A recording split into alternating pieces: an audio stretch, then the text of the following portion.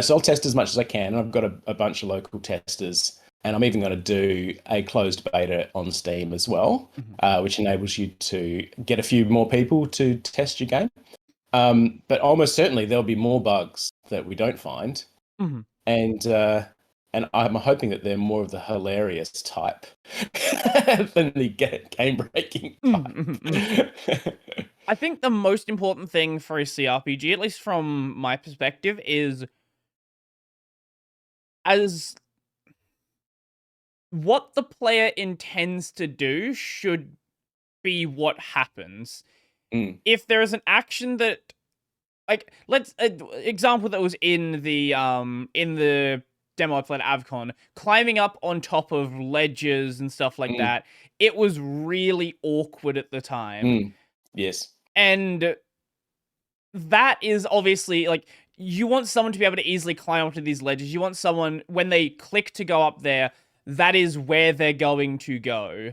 And things Yeah, like absolutely. that, that's what ruins the experience when those things Mm, are not addressed. At least for me. Like I'm very yeah. particular on the game feeling like I'm in control.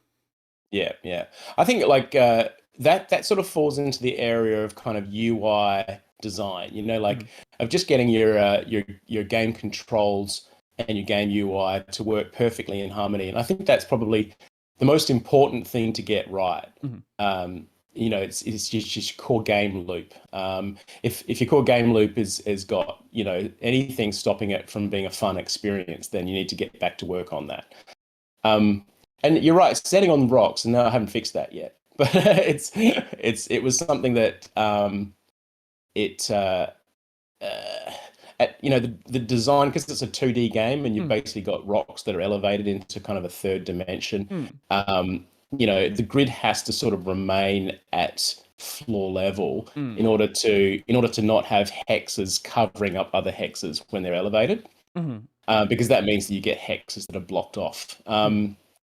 So you kind of need to have the mouse, float into the floor-based hex grid, and then still be able to get onto those elevated hexes. Mhm. But it needs to be really obvious. So what I've come up with is when you float over that hex, you don't you do see the hex above, but you also see like a column, Mhm. like a column of elevation, like a UI element that is has some height to it, Mhm. and that makes it very clear that you're going to be standing onto an elevated terrain, Mhm. and without changing the way that the hex grid works. Mhm. Mhm. So yeah, that's something that I'm going to be working on as part of the polishing coming pretty soon. Mhm. Mhm. Because at the moment I'm still working on content. Right.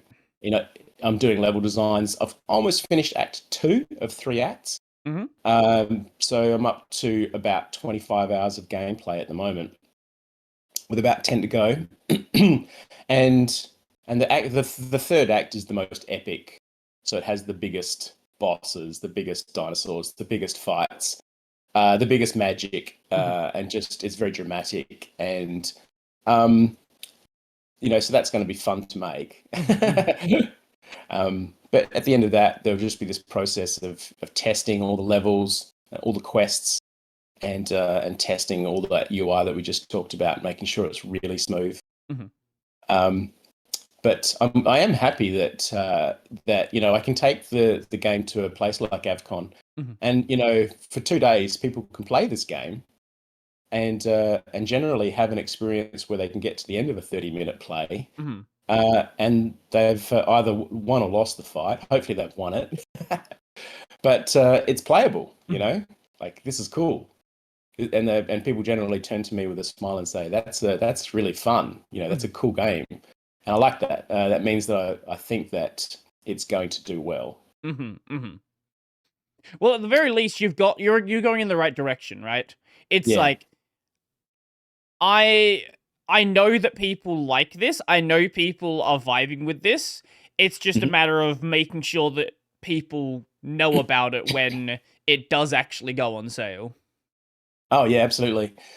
And marketing's another big thing. You know, like I started marketing about maybe 9 months ago, around September, with the help of a local marketing expert called Alex. Mhm. And that was when the Steam page went up and the first trailer for the game, which you've probably seen a couple of times. And since then, I've been in probably 7 or 8 on Steam festivals, and a couple of pretty decent YouTube compilations. One called Best Indie Game, Summer Fest, and the other one called Turn-Based Lovers, which is a really cool channel for turn-based games. And both of those had a huge impact. We measure impact by the number of wish lists for the indie game. So with Scourge being close to 4,000 wish lists now, I'm getting to the point where I feel like it'll be ready for Steam Next Fest in about... I'm sorry, did you say 4,000? Yeah, 4,000. Wow. So that's coming really along nicely. impressive. Yeah, thank you. Ideally, when you launch your indie game, you have to understand that your wishlist count dictates your sales. Well, not only that, it also dictates where you are in the listing on Steam. They do some I think it's also how recent the wish lists are as well. They do some the value of the wish list is lesser if it happened a while ago. I don't know the exact formula for it, but they do degrade in ranking value. So you kind of want to have a big push of them somewhere close to release. Yeah, so the secret is it relates to not just Steam Next Fest, which is just a huge multiplier of your existing wishlist count. The secret is to launch with a certain number of wish lists. It doesn't matter the velocity of your wish. It doesn't matter how many you made in the last week or month. I thought it did value. Maybe I'm mistaken on that. There's a lot of conjecture about this. Okay, fair enough. What I believe is to be the correct is that it's simply your wish list count. So if you've got somewhere between 5,000 and 7,000 wish lists, you'll land onto the coming soon popular listing on Steam, and you can see it. So there's no guesswork there. You can see when you land on that page, and you probably appear at the bottom of it because some of the games on there have got. But once you're on the bottom of it, when you launch your game after that, you will get on the front page of Steam onto the coming soon widget. And if you're on the front page of Steam with your game's key art, you'll get 1,000 wish lists per day, which is huge until you disappear off of that widget. And once your game launches, you're off the wish list. You're off that widget. So what I'm hoping to do is get to 10,000 wish lists before. Not before. Get to 10,000 by the end of that. By the end of that widget at launch, and that would be a really good result for this solo dev game. It would certainly I think it would make for enough sales to justify working on a second one or an expansion. With all the ideas that I've got. Well, I'll leave all that stuff linked down below for anyone who wants to go check the game out.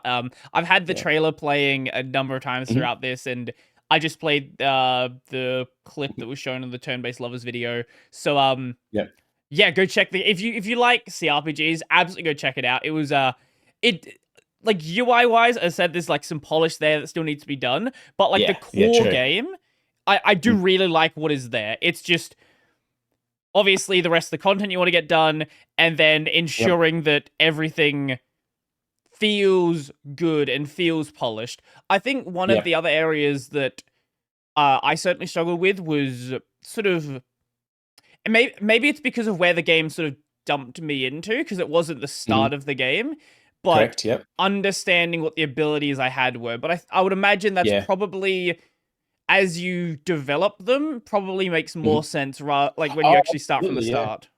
If you start from the start, you've got a very limited number of spells and skills that you get access to, and that enables you to focus on the basics So by the time you get, see, that demo at AvCon was probably 10 hours into the game. Right. Um, by that time, you would be an absolute expert in all of your skills and spells, Mhm, and you would know exactly what everything does. But you can right click any of it, and you mhm, can get a nice info panel for any of those things just to find out what they do. mhm, But yeah, you're right. Understanding, the impact of individual abilities is key. mhm, And that's why I need to, when people play a demo, I need to be there telling them, giving them advice. mhm. Basically, try this, try slamming your opponent, try casting an armor spell. It makes a big difference. If you don't do those things, you'll probably end up getting trounced by the enemy.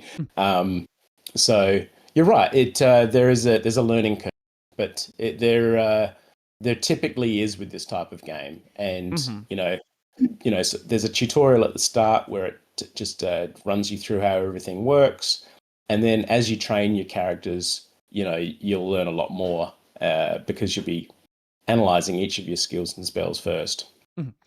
Have Yeah, you done playtesting with the tutorial? Are you sure it's like providing enough information with that? not yet, no. No, okay. Because That'll be part of that polish, yeah, for sure. yeah, because that can be a big thing as well, where you'll make the tutorial and you think it's good, but you're also the Mm. person who spent the past 2.5 years looking at the game and Hmm. understand how everything works. So you might Yeah, have sort of a skewed understanding of the sort of entry point that someone new to this game, especially someone new to CRPGs, might have looking at this yeah, game. yeah, absolutely. I'll spend a lot of time working on that with my testers Mhm, because that'll be the first thing we work on is that tutorial part. Um, the other thing that I wanted to mention is that I do actually improve the gameplay even now, even this late in the development. I'm still finding ways to improve it. mhm, So a really good example is that facing. You know how facing is important in this mm, game, where the front of you is where you can attack, the back of you is where you can get attacked and not be able to defend it. mhm, So facing the correct way is super important. Kind of like a game of XCOM or a game of BattleTech. mhm. Where facing is a critical part of it. And I really, really wanted that in my game, even though it's not typically a part of a CRPG. Right. Um, but I came up with just last week by playing another game, Dungeon of Nahulbeck, which you may have heard of. Don't know. But basically, when you move, you immediately set your facing with a second click. And I thought that Mm. is cool because I'd thought about this before but decided against it. But having used it in a game, it's actually better Mhm. because you don't get the opportunity to just not understand facing in the game. It's Right. always part of the movement. So you move and then you face, you move and then you face. Mhm. And I didn't want the extra clicks, but it's actually worse if the player doesn't get familiar with facing Mhm.